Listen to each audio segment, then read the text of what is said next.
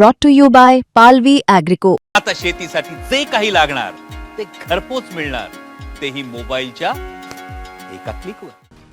आपापसातील स्वार्थ आणि मतभेद बाजूला ठेवून एकत्र या असं आवाहन राज ठाकरे यांनी त्यांच्या मनसैनिकांना केलं होतं. राज ठाकरे आणि उद्धव ठाकरे मुंबई महानगरपालिका जिंकण्यासाठी पूर्ण तयारी करतायत. त्यासाठी निष्ठावंतांच्या नाराजीला देखील ते आता सामोरं जात आहेत. अशीच एक घटना मुंबईमध्ये आता समोर आली आहे. वॉर्ड क्रमांक 166 मधनं शिवसेना युबीटीचे उमेदवार राज खैरनार हे इच्छुक होते,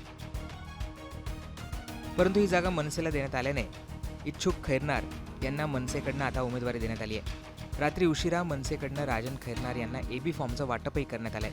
त्यामुळे राज ठाकरे आणि उद्धव ठाकरे कुठल्याही प्रकारची तडजोड करायला तयार असल्याचं समोर आलंय. याआधी देखील उद्धव ठाकरे आणि राज ठाकरे यांनी त्यांच्या निष्ठावंतांचं तिकीट कापल्याचं समोर आलं होतं. ठाकरेंची सेना आणि मनसेमध्ये दादर प्रभादेवीच्या 2 जागांवरनं तिढा होता. अखेरच्या टप्प्यात यावर तोडगा काढण्यात आला होता. दादरच्या वॉर्ड क्रमांक 192 मधनं ठाकरेंनी त्यांच्या निष्ठावंताचा बळी दिला होता.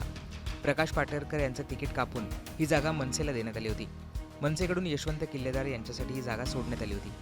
यशवंत किल्लेदार हे राज ठाकरेंचे कट्टर समर्थक आहेत. त्यांच्यासाठी राज ठाकरे यांनी प्रतिष्ठेचा मुद्दा केला होता. दुसरीकडे प्रभादेवीमधील वॉर्ड क्रमांक 194 मध्ये ठाकरेंकडून निशिकांत शिंदे यांची उमेदवारी निश्चित करण्यात आली. या ठिकाणी मनसेचे संतोष धुरी हे इच्छुक होते, परंतु ही जागा ठाकरे सेनेला हवी असल्याने मनसेकडून संतोष धुरी यांचा बळी देण्यात आला होता. त्यामुळेच काहीही झालं तरी एकत्रित निवडणूक लढवून ती जिंकण्याचा निर्णय आता ठाकरे बंधूंनी घेतलाय. त्यासाठी तडजोड करण्यासही ते तयार आहेत. उमेदवारी न मिळाल्यांची समजूत आता उद्धव ठाकरे आणि राज ठाकरे यांच्याकडनं काढण्यात येते. त्यामुळे पुढच्या काळात काय होतं हे पाहणं महत्त्वाचं असणार आहे.